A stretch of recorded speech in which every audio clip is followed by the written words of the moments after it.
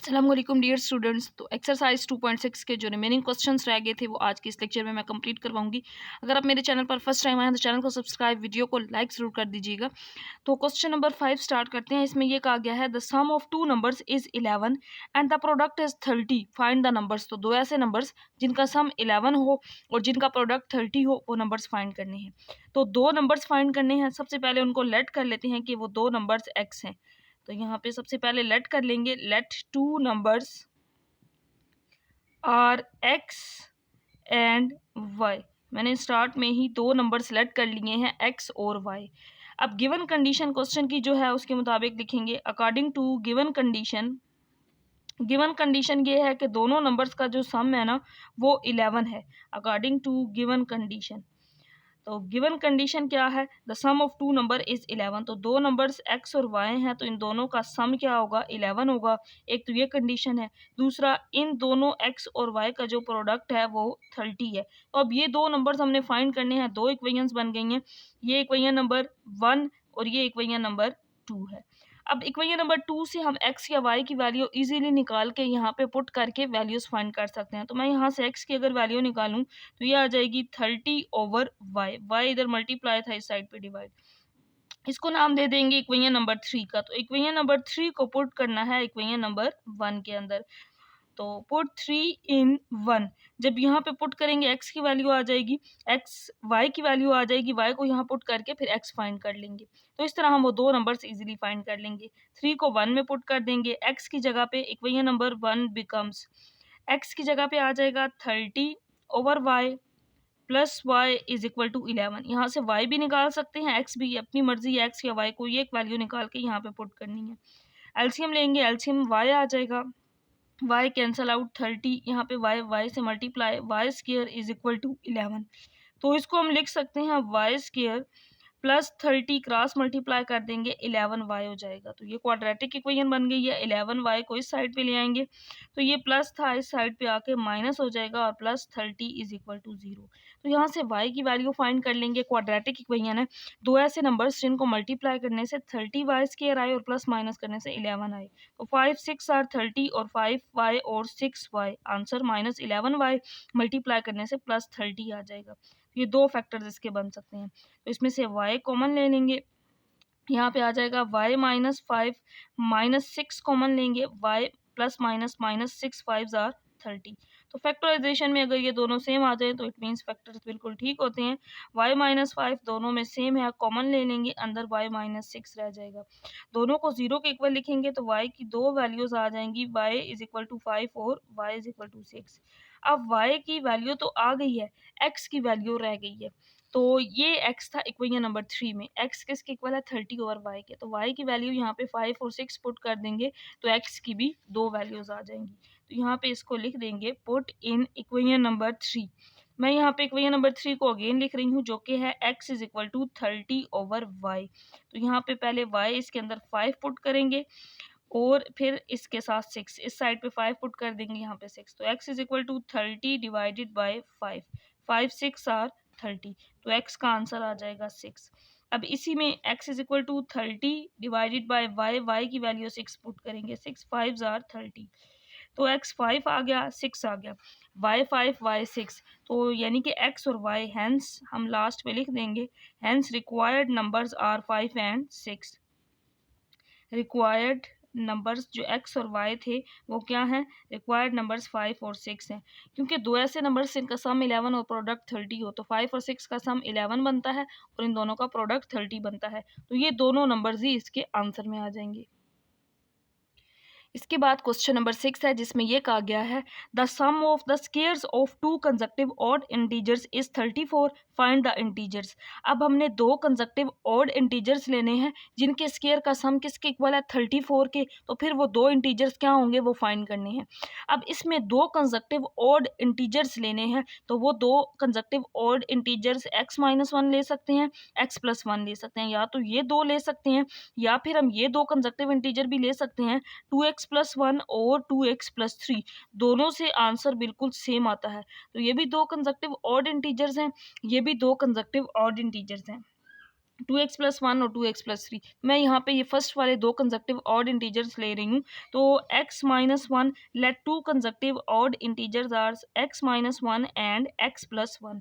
ये दो consecutive odd integers according to given condition, इन दोनों ऑड इंटीजर्स के स्केयर्स का सम किसके इक्वल है? 34 के इक्वल है। तो यहाँ से एक इक्वेशन बन जाएगी। हम लिखेंगे according to given condition. Given condition के मुताबिक ये है अकॉर्डिंग टू गिवन कंडीशन। तो क्वेश्चन की गिवन कंडीशन में ये कहा गया है कि दोनों ऑड इंटीजर्स के स्केयर्स का जो सम है, तो यहाँ पे इनका सम, इनका स्केयर किसके इक्वल है? 34 के। तो अब इसको सिंप्लीफाई करके यहाँ से x फाइंड कर लेंगे। a माइनस बी का होल स्केयर फार्मूला होता है a square plus b square minus 2ab। तो ये आ जाएगा x का स्केयर, फिर 1 का स्केयर माइनस 2 x 1 जार x आ जाएगा। a प्लस बी का whole square a square plus b square plus 2ab। तो ये आ जाएगा x का स्केयर प्लस 1 प्लस 2x। ये प्लस 34 था, इस बल्कि इस साइड पे ये भी रहने देते हैं, इज इक्वल टू 34। ये प्लस 2x, ये plus 2x minus 2x plus 2x 0 हो जाएगा। x स्केयर और x स्केयर 2x स्केयर आ जाएगा, 1 में 1 ऐड करेंगे तो 2 आ जाएगा यहाँ पे 34। इस 2 को दूसरी साइड पे ले जाएंगे, कॉन्स्टेंट्स को एक साइड पे कर लेंगे, तो 34 माइनस 2 हो जाएगा दूसरी साइड पे जाके। ये 34 में से 2 माइनस कर देंगे, 32 आ जाएगा। So x square is equal to 32/2। 2 1 जार 2, 2 6 आर 12। तो एक्स स्केयर की वैल्यू आ जाएगी 16। अब यहाँ पे हमने एक्स फाइंड करना है, तो स्केयर रूट ले लेंगे दोनों साइड्स पे, तो एक्स का आंसर आ जाएगा +-4। ये एक्स की वैल्यू आ गई। अब दो कंसेक्टिव ऑड इंटीजर्स जो लेट किए हुए थे उसके अंदर x की वैल्यू पुट कर देंगे, तो हमारे ये दो इंटीजर्स भी आ जाएंगे, x-1 और x+5। तो एक इंटीजर x-1 है, नाउ x की वैल्यू यहाँ पुट करनी है, और दूसरा है x+1। x इसमें एक दफ़ा +4 पुट करेंगे, तो ये आ जाएगा 4 - 1 3। फिर x की वैल्यू, क्योंकि x की वैल्यू दो है, पॉजिटिव भी है माइनस भी है, नेगेटिव भी है, -4 पुट करेंगे यहाँ पे, तो -4 - 1 ये -5 आ जाएगा। अब इसमें x की वैल्यू 4 पुट कर देंगे, तो ये आ जाएगा 4 + 1 5। फिर x की वैल्यू -4 पुट करेंगे, तो -4 + 1 आंसर आएगा -3। तो इस तरह ये जो कंसेक्टिव इंटीजर्स होंगे, ये आंसर होगा 3 और -5, ये +5 और -3। These are the required numbers. इसके बाद क्वेश्चन नंबर 7 है, जिसमें ये कहा गया है the sum of ages of a father and his son is 50 years. Father और सन की जो एज है उन दोनों का सम 50 ईयर है, बट कंडीशन क्या है कि 10 years ago the father was 9 time. 10 साल पहले जो फादर था वो 9 टाइम बड़ा था as old as his son, अपने बेटे से। Find the percent of the father and son, sorry present age of father and son. तो फादर और एज की जो प्रेजेंट एज होगी वो फाइंड करनी है। तो सबसे पहले ये कहा गया है, इस कंडीशन को देखेंगे अकॉर्डिंग टू गिवन कंडीशन। यहाँ पे हम लिख लेते हैं according to given condition.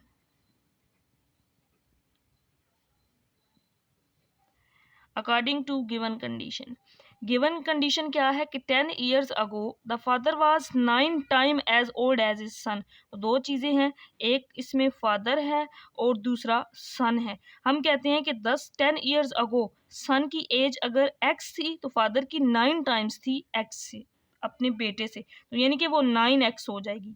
9x कितने साल पहले? 10 साल पहले, ईयर्स अगो है, इस वजह से हम इस 10 ईयर्स को इसमें भी ऐड कर देंगे और 10 ईयर्स को इसमें भी ऐड कर देंगे, x + 10 हो जाएगा और 9x + 10। अब यहाँ पे लेट कर लिए कि सन की जो एज है वो x है और जो फादर की एज है वो 9x है, 9 टाइम है सन की एज से। तो 10 ईयर्स अगो, इस वजह से 10 इसमें भी ऐड कर दिया है और 10 इसमें भी, सन की एज में भी ऐड कर दिया है। अब क्वेश्चन में ये भी कहा गया है sum of the father and his son his, इनकी जो एजेस का सम है वो 50 ईयर्स है। तो यहाँ पे सन और फादर की एज का जो सम है ना, फादर एज प्लस सन एज, दोनों की एज का अगर सम करें तो ये 50 ईयर्स के इक्वल है, 50 के इक्वल है। तो यहाँ पे वैल्यूज पुट कर देंगे, फादर एज 9x + 10 है, सन एज x + 10 है, जो किसके इक्वल है? 50 के इक्वल है। तो यहाँ से हम x फाइंड कर लेंगे, तो 9 और 1 10, 10 में 10 ऐड करेंगे 20 इज इक्वल टू 50। 20 को दूसरी साइड पे ले जाएंगे, प्लस था इधर आगे माइनस हो जाएगा। 50 माइनस 20 ये आ जाएगा 30। So x is equal to 30/10, 10 3s are 30, तो x का आंसर आ गया 3। अब हमने फाइंड करनी है सन की एज और फादर की एज। तो यहाँ से क्योंकि दोनों की प्रेजेंट एज फाइंड करनी है, तो यहाँ पे इन दोनों में ये फादर की एज है, ये सन की एज है, वैल्यूज इसमें पुट कर देंगे। तो पहले मैं निकाल रही हूँ फादर एज फिर सन एज। तो फादर एज क्या है, 9x प्लस 10 है, तो यहाँ पे x की वैल्यू पुट कर देंगे 3 प्लस 10, तो 9 3s are 27 plus 10 is equal to 37 years. तो फादर की जो एज है वो 37 ईयर्स है। अब सन की एज फाइंड कर लेंगे, सन एज तो ये थी x प्लस 10, तो x की वैल्यू पुट कर देंगे 3 प्लस 10, तो ये आ जाएगा 13 ईयर्स। इसका मतलब है जो सन की एज है वो 13 ईयर्स है, उसकी प्रेजेंट एज।